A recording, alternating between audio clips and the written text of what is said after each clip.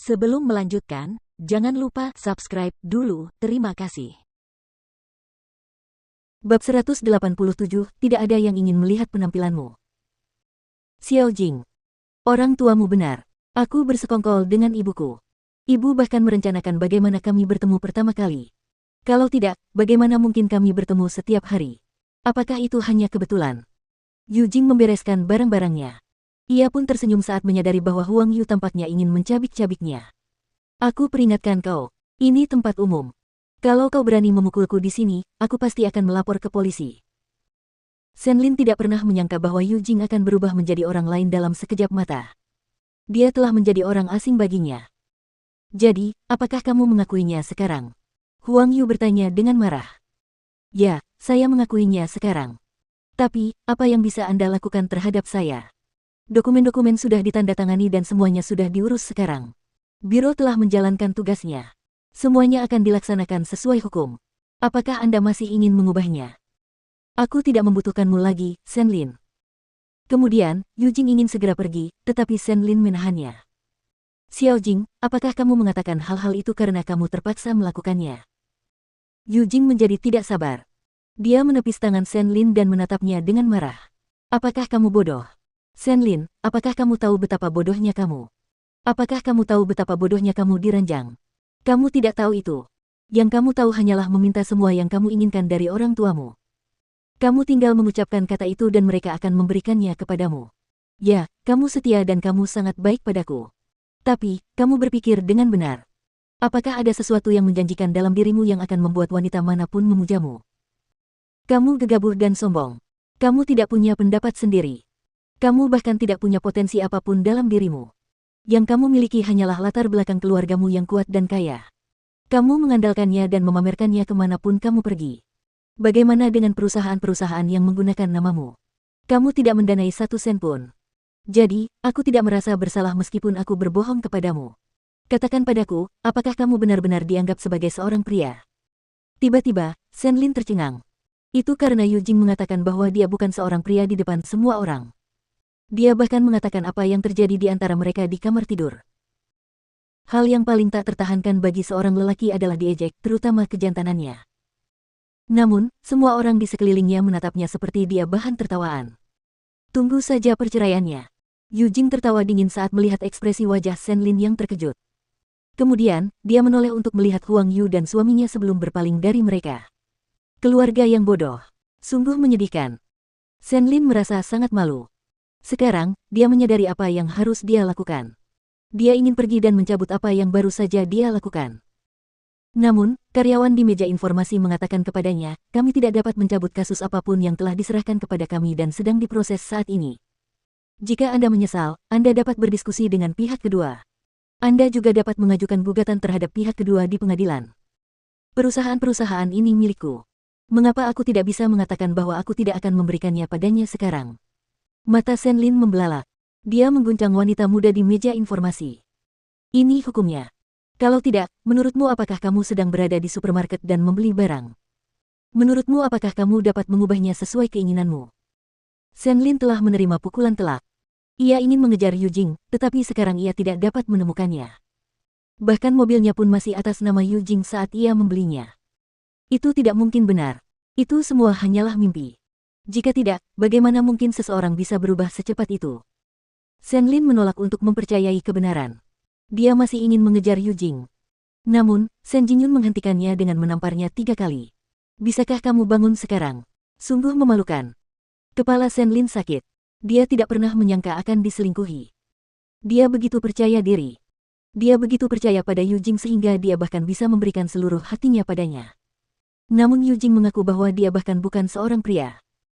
Shen Lin berlutut di depan kedua orang tuanya. Tiba-tiba, seluruh dunianya runtuh menimpanya. Tidakkah kau percaya padanya? Bukankah kau bilang kau ingin memberikan segalanya padanya? Sekarang, kau akan mendapatkan apa yang pantas kau dapatkan. Shen Lin masih tertegun. Dia memeluk kaki kanan Huang Yu. Matanya kini dipenuhi rasa tidak percaya dan air mata. Shen Jingyun tidak ingin mempermalukan dirinya sendiri lagi. Dia segera berkata kepada Huang Yu, bawa bajingan ini pulang. Dia tidak menginginkan kita. Mengapa aku harus peduli padanya? Huang Yu sengaja mengucapkan kata-kata kasar itu. Aku tidak melakukannya dengan sengaja. Sungguh. Untungnya, semuanya belum terlambat. Kalau tidak, Rong Junhan dan putrinya pasti sudah merasa puas dan bahagia sekarang. Kemudian, dia melirik putranya lagi. Meskipun Yu Jing jahat, apa yang dia katakan tentang putranya itu benar. Huang Yu juga sedang merenung. Tentu saja, mereka tidak bisa tinggal di lobi terlalu lama, dan segera pulang. Sen Lin berlutut di depan kakek Sen setelah mereka sampai di rumah. Dia mengakui kesalahannya sekarang. Kakek. Kakek Sen meliriknya sekali. Kemudian, dia meminum tehnya dengan acuh tak acuh. Kenapa? Kamu tidak seperti ini ketika meninggalkan keluarga Sen hari itu. Kakek, ini salahku. Aku tahu sekarang. Bagaimana mungkin aku percaya pada wanita jahat? Sen Lin menamparkan wajahnya sendiri sambil merenungkan kesalahannya sendiri. Aku sangat salah. Tidak ada gunanya jika kau mengakui kesalahanmu padaku. Kau seharusnya benar-benar meminta maaf kepada orang tuamu. Kau telah menyakiti hati ibumu dengan sangat dalam. Sen Lin berbalik dan menatap Huang Yu.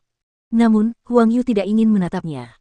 Anggap saja aku memiliki anak yang tidak tahu terima kasih di sisiku. Ibu, maafkan aku. Aku sangat bodoh. Aku tidak menyadari kebohongannya. Meskipun Huang Yu juga sedih, dia mendengarkan nasihat Mu Qi. Dia harus menahan diri agar tidak memberi Sen Lin harapan yang tidak-tidak. Jadi, dia tidak ingin melihat putranya lagi. Dia berkata langsung kepada kakek Sen. Ayah, aku akan kembali ke kamarku sekarang. Silakan. Kakek Sen menganggukkan kepalanya. Mama. Sen Lin, kamu harus mengerti ini. Ayahmu dan aku bekerja keras untuk mendapatkan semua ini. Kami tidak bisa memberikannya kepadamu dengan syarat apapun sebelumnya. Namun, sekarang tidak akan sama lagi. Lupakan saja jika kamu ingin menggunakan uang kami. Kami tidak akan mengganggumu lagi. Kamu bebas melakukan apapun yang kamu inginkan. Pergilah dan hasilkan uangmu sendiri jika kamu menginginkan sesuatu. Kami berkorban demi membesarkanmu. Tapi, bagaimana denganmu? Kau telah memberikan kerja keras kami untuk orang lain. Mulai sekarang, semuanya akan jelas. Jika Anda ingin mengandalkan kami, Anda hanya bisa melakukannya dengan meminjam uang dari kami. Anda harus mengembalikannya nanti. Setelah itu, Huang Yu pergi tanpa menoleh sedikit pun untuk melihat putranya. Sen Lin tidak memiliki pikiran seperti itu sebelumnya. Jadi, dia merasa tidak apa-apa jika dia meminta uang kepada orang tuanya. Dia sudah menganggapnya biasa saja. Namun Mu Qi telah memberi saran kepada Huang Yu tentang apa yang harus dilakukan. Huang Yu memintanya untuk mengajarinya satu hal penting. Huang Yu perlu belajar bahwa ia tidak berhak menyentuh harta orang tuanya tanpa meminta izin dan persetujuan mereka. Itu adalah hal yang paling sederhana dalam menjadi manusia. Sen Lin menundukkan kepalanya dan menangis karena kesakitan dan rasa bersalah. Namun tidak seorang pun ingin melihat penampilannya. Kakek Sen mencibir dingin. Kemudian, dia pergi ke kolam pemancingannya sendiri dan melanjutkan kehidupan santainya. Oleh karena itu, Sen Lin sendirian sambil berlutut di ruang tamu. Itu karena dia akan merasa lebih baik seperti itu. Dia sedang menghukum dirinya sendiri. Di sisi lain, Huang Yu kembali ke biro lagi. Itu karena dia ingin memastikan bahwa apa yang dilakukan Sen Lin tadi tidak disetujui. Dia menjadi rileks setelah menerima jawaban yang diinginkannya. Kemudian, dia menelepon Mu Qi. Qi, semuanya berjalan sesuai rencana kita dengan lancar. Kalau begitu, pasti akan menarik ketika Rong Junhan dan putrinya menerima berita itu. Ekspresi wajah mereka pasti akan menarik. Aku hampir bisa membayangkannya sekarang. Mu Qi berkata dengan nada agak jenaka. Selain itu, bibi kedua, trik mereka yang tersisa adalah gugatan cerai. Jadi, kita perlu mengajukan laporan polisi terlebih dahulu. Kita harus menuntut Yu Jing atas pernikahan palsu itu.